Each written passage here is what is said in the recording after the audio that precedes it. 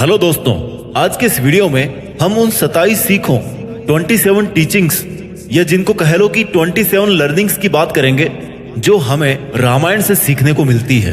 इन 27 सीखों को मैं आपको एकदम सिंपल हिंदी, इंग्लिश या उर्दू जो भी शब्द मुझे मिलेगा उन शब्दों में मैं आपको समझाने की पूरी कोशिश करूंगा। इसलिए अगले कुछ मिनट्स आप मेरे एक एक शब्द को ध्यान से सुनना और समझना। बिना समय बर्बाद किए आइए चलते हैं आज की हमारी रामायण की 27 सीखों पर। बिना समय बर्बाद किए बढ़ते हैं इतिहास के उस सबसे बड़े ग्रंथ के ज्ञान के खजाने की तरफ जो स्वयं पुरुषोत्तम भगवान श्री राम की रामायण के अंदर साफ नजर आता है। और इन 27 सीखों को, बातों को कोई भी इंसान बड़ी आसानी से समझकर और आसानी से फॉलो करके जीवन में वो सब पा सकता है जो वो प्राप्त करना चाहता है। चाहे रिश्तों में खुशी बनाना हो, चाहे अच्छे दोस्त बनाने हो, चाहे जीने का तरीका सीखना हो, चाहे सफलता पानी हो, या चाहे लाइफ में ग्रोथ करनी हो, या चाहे अपनी जिंदगी में सब कुछ अचीव करना हो, या मन को शांत करना हो। रामायण से बढ़कर कोई शांति प्रिय ग्रंथ इस दुनिया में और कोई दूसरा हो ही नहीं सकता। इसको हर परिवार में हर सदस्य के द्वारा हमेशा पढ़ा जाना चाहिए और इससे मिलने वाली इन सीखों को हमेशा फॉलो करना चाहिए। सीख नंबर 1, हमेशा सत्य की जीत होती है। चाहे झूठ कितना ही बड़ा हो, चाहे सत्य कितना ही कमजोर लग रहा हो, लेकिन आखिर में जाते जाते सत्य अपनी ताकत दिखा देता है और झूठ बहुत फीका पड़ जाता है, सबके सामने आ जाता है और हार जाता है। पूरे रामायण से केवल एक सीख निकालने को अगर आपको बोला जाए तो इस लाइन को याद रखना। इस लाइन में इसका पूरा अर्थ निकल जाता है कि अच्छाई की बुराई पर हमेशा जीत ही होती है। रावण बहुत बड़ा योद्धा था, उसके पास बहुत सारी ताकत थी, भगवान शिव से वरदान प्राप्त था अमर रहने का, लेकिन उसके हारने की केवल और केवल एक वजह थी कि वो बुराई के साथ था, वो अच्छाई के साथ नहीं था, वो सत्य के साथ नहीं था। इसलिए रावण इतना ताकतवर होके भी श्री राम के द्वारा मारा गया। सीख नंबर 2, हमेशा विनम्र बने रहो। जब भगवान श्री राम ने हनुमान जी को भेजा कि जाओ एक बार देख के आओ कि लंका कैसी है और सीता को कहाँ रखा है, तो हनुमान जी अपनी योग माया से और अपनी ताकत से माता सीता के पास पहुंच गए। उनमें बहुत ताकत थी, पूरा पहाड़ उठा के ले आए थे लक्ष्मण जी को बचाने के लिए। तो सीता माता को तो आराम से कंधे पर बिठा के ले आते, उड़कर आ जाते, लेकिन वे विनम्र बने रहे। उनका फंडा क्लियर था कि जैसा भगवान श्री राम ने बोला है केवल वैसा ही करूंगा। वो चाहते तो उनके लिए क्या मुश्किल था अपनी शक्ति प्रदर्शन करना, पर वे विनम्र बने रहे। हनुमान जी का ये गुण हमें बहुत कुछ सिखाता है। हमने थोड़े से पैसे क्या कमा लिए कि हमारे अंदर ईगो आ जाता है, घमंड आ जाता है और हम दिखाने में आ जाते हैं, जबकि होना क्या चाहिए, हनुमान जी की तरह विनम्र होना चाहिए। सीख number 3, your duties are greater than your personal interest. आपके निजी स्वार्थों से कहीं ज्यादा बड़ी है आपकी जिम्मेदारियां। भगवान श्री राम को पुरुषोत्तम क्यों कहा जाता है? क्योंकि श्री राम से ज्यादा उत्तम कोई और पुरुष है ही नहीं इस सृष्टि में।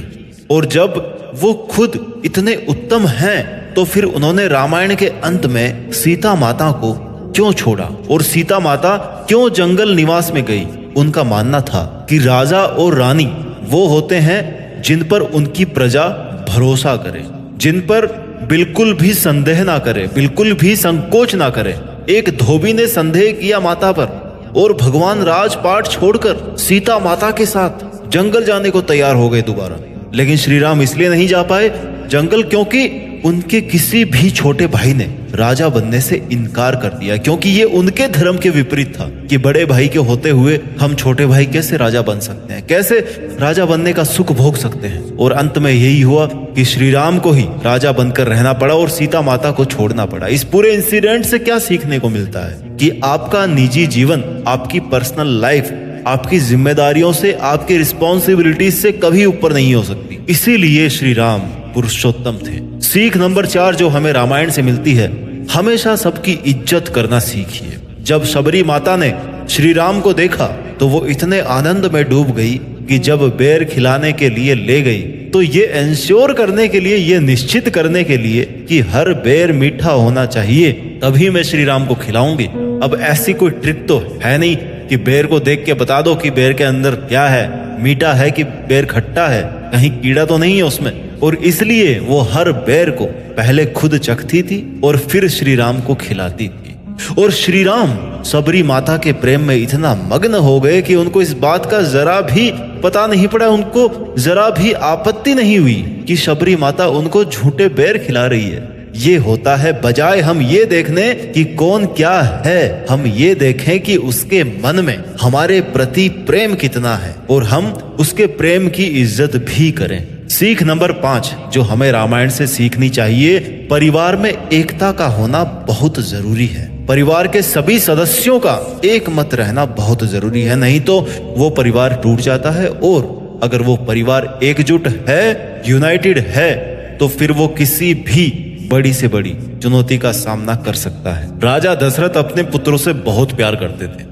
जब माता कैकेयी ने श्री राम को वनवास भेजने की बात कही और वचन मांग लिया, तो फिर और कोई ऑप्शन बचता नहीं कि अब जंगल जाना ही पड़ेगा श्री राम को। राजा दशरथ का एक मन तो ये कह रहा था कि पुत्र को रोक ले, और दूसरा मन ये कह रहा था कि वचन भी दे दिया है, निभाना पड़ेगा। तो भगवान राम ने कहा कि रघुकुल रीत सदा चली आई, प्राण जाए पर वचन ना जाए। कि पिताजी आपसे ही सीखा है कि हमारे परिवार की परंपरा चली आई है कि भले ही प्राण चले जाएं, लेकिन एक बार वचन निकल गया मुंह से, दिल से, मन से, तो वचन का मान रखना चाहिए, उस वचन को निभाना है। भगवान राम चले गए वनवास में तो उनकी पत्नी भी उनके साथ गई, उनका भाई लक्ष्मण उनके साथ गया।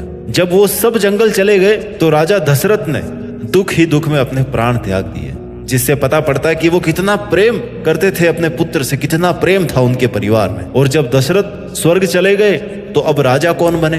कायदे से तो श्री राम को बनना चाहिए, वो है नहीं, तो उनके बाद में जो बड़ा भाई है वो बनेगा। लक्ष्मण जी भी नहीं है, भरत का नंबर आया। आजकल की पॉलिटिक्स होती तो आराम से बन जाते भरत, लेकिन श्री राम के भाई भरत ने श्री राम की चरण पादुकाएं यानी कि उनकी चप्पल को सिंहासन पे रखकर भगवान श्री राम के नाम पर राज्य का कार्यभार संभाला। और कभी भी अपने आप को राजा नहीं माना, कभी भी अपने राज्य पर आंच नहीं आने दी। ये होता है परिवार का प्रेम, जो आजकल की सोसाइटी में पता नहीं कहाँ खो गया है। हर चीज के टुकड़े हो जाते हैं भाइयों के बीच तुरंत, ये तेरा ये मेरा, दैट्स इट। हमें रामायण से ये सीखना चाहिए कि परिवार अगर एकजुट रहता है ना, तो हर मुसीबत का, हर रावण का सामना बड़े आराम से किया जा सकता है, हर वनवास का, हर जंगल का सामना आराम से किया जा सकता है। सीख नंबर 6 जो हमें रामायण से सीखने को मिलती है कि हमेशा चाहे कुछ भी हो, हमेशा सही का रास्ता चुनो।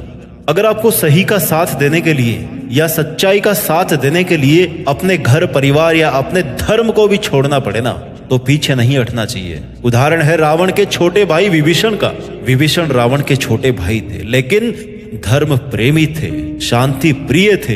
वो चाहते तो लंका में ऐशो आराम में रहते और रावण के मरने के बाद वैसे ही उनको राजा बनना था, लेकिन नहीं, उनको बुराई के साथ रहना ही नहीं था, उनको केवल सच्चाई का साथ देना था। इसलिए वो रावण का सर्व सुख संपन्न माहौल छोड़ करके भगवान राम के शरण में आ गए सच्चाई का साथ देने के लिए। आप हमेशा सही का रास्ता चुनो, भले ही आपको कितनी ही मुसीबतें आए, भले ही आपको किसी का भी साथ छोड़ना पड़े। सीख नंबर 7 जो रामायण हमें सिखाती है, हमेशा अपनी संगत बढ़िया रखिए। माता कैकेयी ने वनवास दिया श्री राम को, क्यों दिया? माता मंथरा के कहने पर। क्यों? ताकि जब श्री राम जंगल चले जाएं तो राजपाट किसको मिले? भरत को मिल जाए। वनवास दे दिया, वनवास अप्रूव भी हो गया, जंगल भी चले गए, लेकिन उसके बाद क्या हुआ? गलती का रियलाइजेशन, वो फेज सबकी लाइफ में आती है। और उसके बाद क्या बची? केवल गिल्टी बची और कुछ नहीं बची। फिर पता चला कि हे भगवान, मैंने ये क्रोध में और लालच में क्या कर डाला, कोई तो मुझे माफी दे दे। माफी भी मांगी श्री राम से जंगल में जाके कि आ जाओ, लौट जाओ, पर अब पछताए क्या होता जब चिड़िया चुग गई खेत। ये सब कुछ हुआ संगत की वजह से। बुरी संगत से अच्छा है कि किसी की संगत ही ना हो। You are the average of your 5 friend. आप उन 5 लोगों के कैरेक्टर के एवरेज हो जिनके साथ आपका उठना बैठना है, आपका रहना है, आपका घूमना फिरना है, जो आपके दोस्त हैं, जो आपके क्लोज, उन 5 लोगों के आप एवरेज हो। इसलिए अपनी संगत बढ़िया रखिए। सीख नंबर 8, माफ करना बदला लेने से कहीं ज्यादा गुना बड़ा होता है। जब लक्ष्मण ने शूर्पणखा का नाक काटा ना, तो वो रोती हुई अपने भाई रावण के पास गई। रावण अगर वहां पर लक्ष्मण से बदला लेने की बजाय उसको माफ कर देता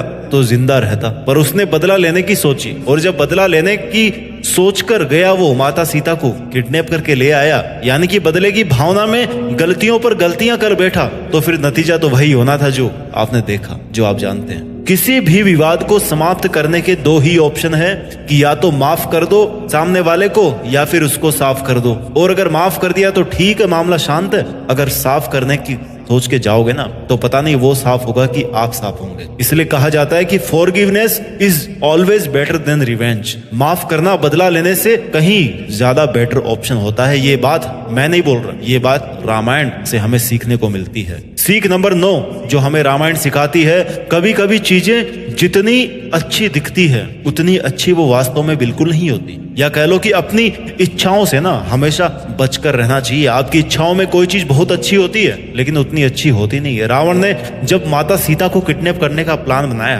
तो अपने साथ मारीच को ले गए जो रूप बदलने में माहिर था। उसने एक सोने जैसे दिखने वाले हिरण का रूप लिया और सीता माता को आकर्षित किया। सीता माता के मन में यह डिजायर हुई कि यार ये हिरण तो सबसे अलग है, जाओ जाओ लक्ष्मण, मुझे ही हिरण चाहिए। लक्ष्मण को आ गया, लक्ष्मण को भैया आज्ञा का पालन करना पड़ेगा। लक्ष्मण वहां से चले गए और रावण साधु के वेश में भिक्षा मांगने के लिए पीछे से चला आया और सीता माता ने लक्ष्मण रेखा को लांग दी और नतीजा आप जानते हो, कुछ ही पल बाद में सीता माता लंका में फंस गई। यानी कि वो हिरण जो हिरण था ही नहीं, अगर उसका मोह माता सीता को नहीं हुआ होता तो किडनैप ही नहीं होता। इसलिए कभी भी हमें चीजों को दूर से जज करके उनकी तरफ आकर्षित नहीं होना चाहिए। लालच और इच्छाएं बड़ी बुरी चीजें हैं। सीख नंबर 10, समस्त जीव जंतुओं के प्रति हमें प्यार करना चाहिए। इस धरती को केवल इंसान ही नहीं चलाते हैं बल्कि पेड़ पौधे, जीव जंतु, जानवर, सबका रोल है इसमें।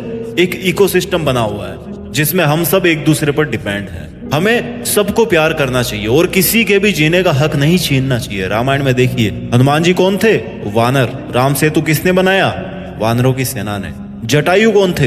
एक गिद्ध। लक्ष्मण की जान किसने बचाई? जड़ी बूटी ने, यानी कि पेड़ पौधों ने। एक वानर लेके आए थे हनुमान जी। यहाँ तक कि गिलहरी ने भी सहयोग किया पुल बनाने में, और कहा जाता है कि गिलहरी के पीठ पर जो धारियां होती है ना, ब्लैक एंड व्हाइट, वो भी श्री राम के हाथ रख देने की वजह से हुई है। खैर जो भी हो, लेकिन पूरे सीन से ये समझ में आता है कि इस नेचर में हर जीव जंतु का रोल है, सबको जीने का हक भी है। इस सृष्टि की हर रचना के साथ प्यार करना सीखिए। ये जीव जंतु पेड़ पौधे आपने नहीं बनाए, ऊपर वाले ने बनाया, उसी ने बनाया जिसने आपको बनाया है, इसलिए उनसे भी प्यार करना सीखिए।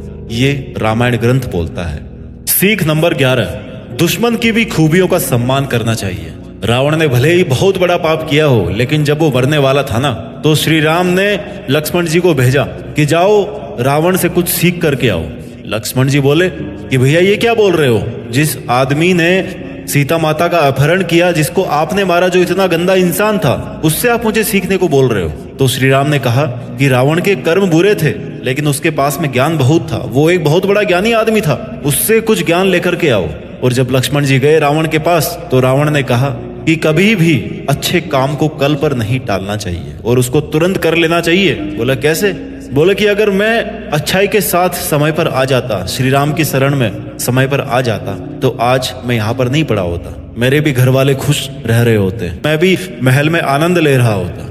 लेकिन मैंने सही समय पर सही काम, अच्छा काम नहीं किया, अच्छाई की शरण में नहीं आया, मैं सही रास्ते पर नहीं आया, इसलिए आज मैं यहाँ पर मरने की हालत में पड़ा हुआ हूँ। भले ही श्री राम ने रावण को मारा, लेकिन उसके ज्ञान का वो सम्मान करते थे, इसलिए लक्ष्मण को उसके पास ज्ञान लेने के लिए भेजा। इसलिए अगर हमें दुश्मन से भी कुछ सीखने को मिले ना, तो सीखना चाहिए। सीख नंबर 12, नारी शक्ति। नारी जो भी होती है ना, उसके पास में बहुत शक्ति है, बहुत ताकत है, बहुत जिम्मेदारी है। रामायण में नारी शक्ति के बारे में अच्छे से समझ आता है। एक नारी को जो किरदार निभाने पड़ते हैं ना इस दुनिया में, वो एक माँ का हो सकता है, एक बहन का हो सकता है, एक दोस्त का हो सकता है, एक पत्नी का हो सकता है। और हर एक किरदार का अपने आप में एक बहुत बड़ा रोल है। माता सीता चाहती तो महल में रहती आराम से, क्यों जंगल में जाती? पर उन्होंने हंसते हंसते जंगल के निवास को स्वीकार कर लिया कि जहां मेरे श्री राम जाएंगे मैं वहीं पर रह लूंगी, फिर चाहे वो कांटे हो, सर्दी हो या गर्मियां हो। उन्होंने लंका में रहते हुए भी पत्नी धर्म को बहुत अच्छे से निभाया और एक मिसाल पेश की। सीख नंबर 13 जो हमें रामायण से सीखने को मिलती है, रिश्ते पैसों से ज्यादा बढ़कर है।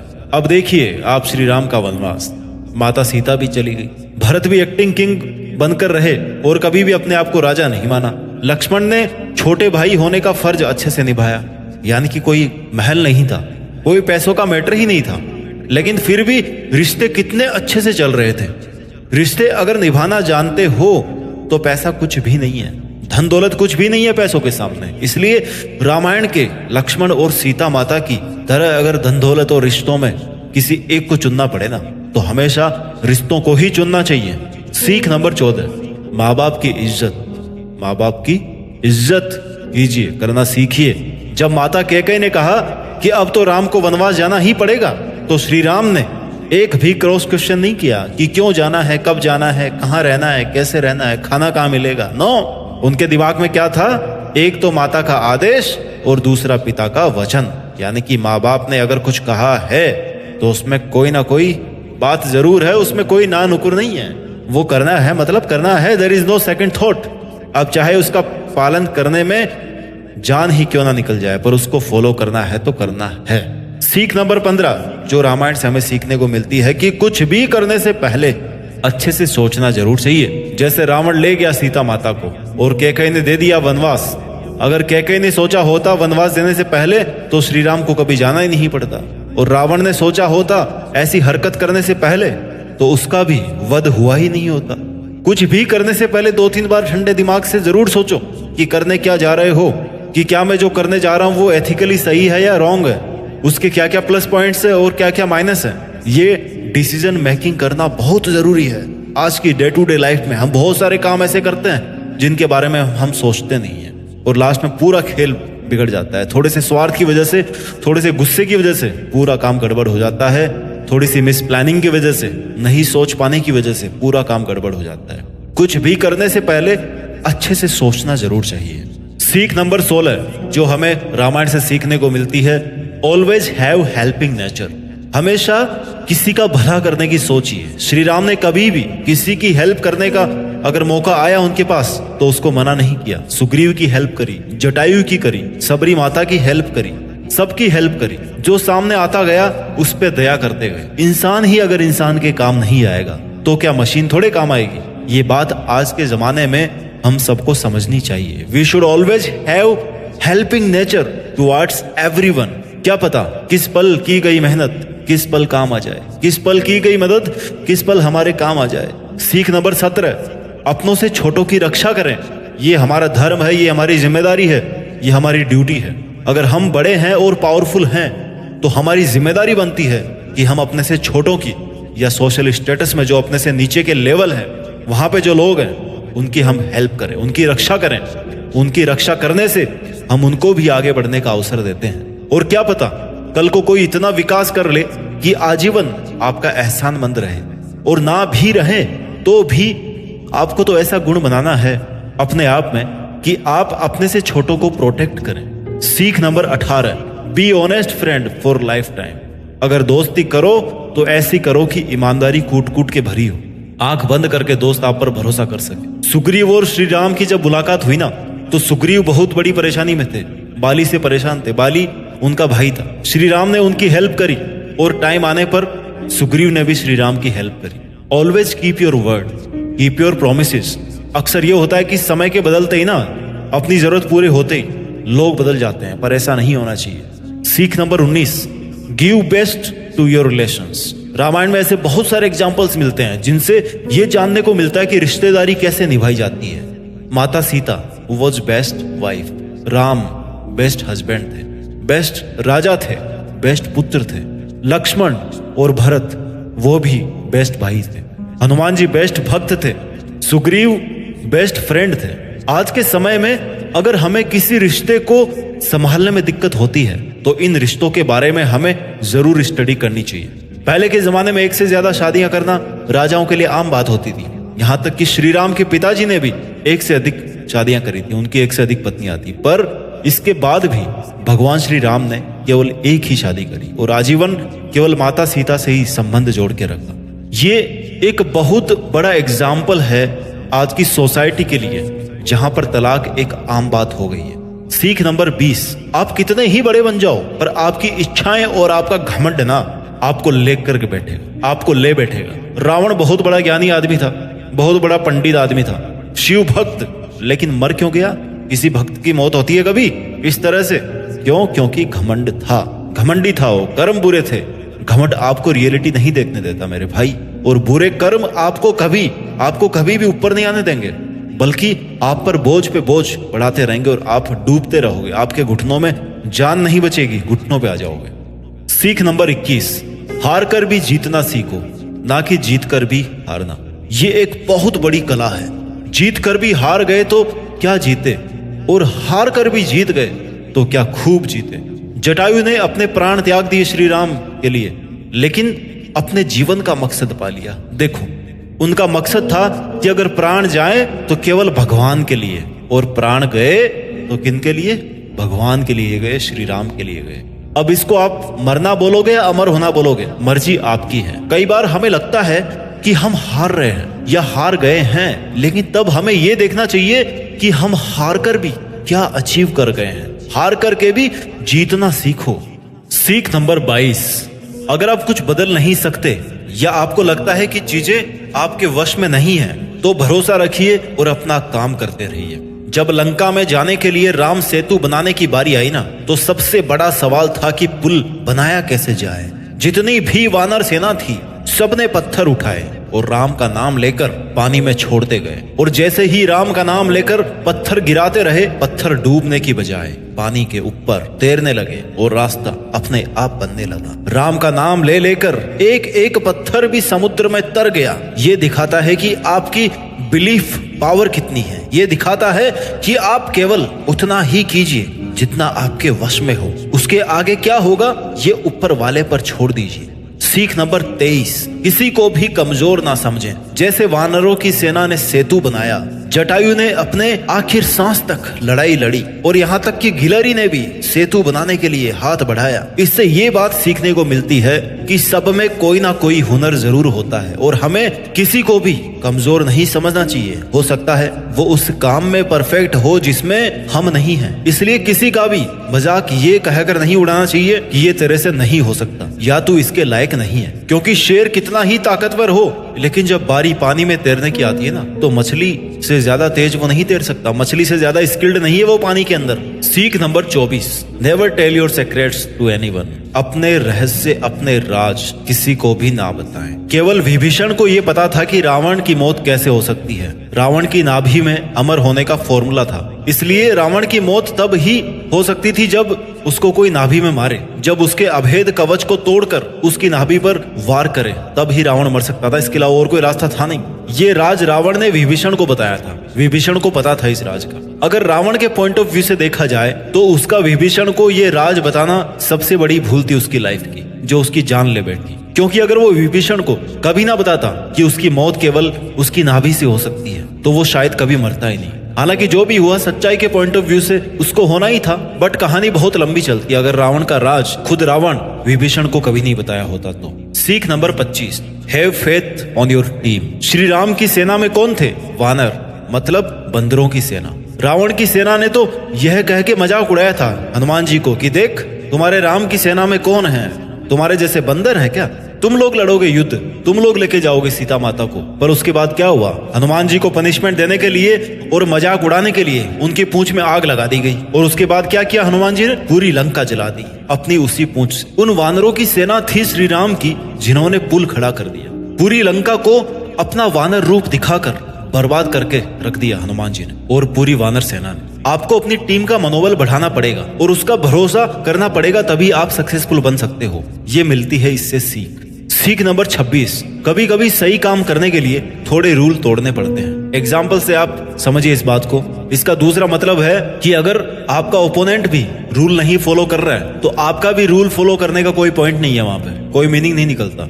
जब श्री राम ने धोखे से बाली पर वार किया, बाली को तीर से मारा और बाली मरने वाला था, तो बाली ने पूछा कि आप तो मर्यादा पुरुषोत्तम श्री राम हो ना, तो फिर आपने पीठ पीछे वार क्यों किया? तो श्री राम ने जवाब दिया कि जब तुमने सुग्रीव को परेशान करने में कोई रूल फॉलो नहीं किया, तुमने कोई कसर नहीं छोड़ी, तुमने सब रूल फेल कर दिए, तो मैं तुम्हारे सामने क्यों रूल फॉलो करूंगा भाई? जैसा तुम करोगे वैसा ही तो मैं करूंगा ना, क्योंकि आपका जो मोटिव है वो सही है, वो बुरा नहीं है। सीख नंबर 27, आप या तो राम बन सकते हैं या फिर आराम कर सकते हैं। इस वीडियो की last but not the least ये सीख है कि आपके पास आपकी लाइफ को जीने के दो तरीके हैं। या तो राम बनकर अपनी जिंदगी बिताइए या फिर आराम करके अपनी जिंदगी बर्बाद कीजिए। या तो राम बनकर मुश्किलों के जंगल रूप से सामना किया जाए या फिर आराम करके जैसा हो रहा है वैसा होने दिया जाए। आपको आज एक रास्ता चुनना पड़ेगा आपकी अपनी जिंदगी को जीने का। या तो राम बनना है और सच्चाई का अच्छे से साथ देना है, अच्छा बनना है या फिर आराम करना है और बुराई को होने देना है। चॉइस आपकी है, जिंदगी आपकी है और दिन रात आपके हैं। अगर सफल हुए तो सफलता आपकी है, कुछ हासिल किया लाइफ में तो वो भी आपका है। इसलिए यही कहते हुए मैं इस वीडियो को कंक्लूड करता हूं कि अपना ख्याल रखिए, स्वस्थ रहिए, सच्चाई का साथ दीजिए, अच्छे का साथ दीजिए, मेहनत कीजिए और मेहनत के दम पर देश में अपना ही नहीं बल्कि दुनिया में देश का नाम कीजिए। जय श्री राम, जय हिंद, वंदे मातरम।